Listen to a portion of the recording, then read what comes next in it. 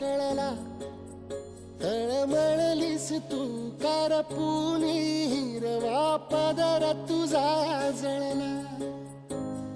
छळ केला पिढी जात तुझा ग उखडून वनराई अपराध किती झाले पण आता शरण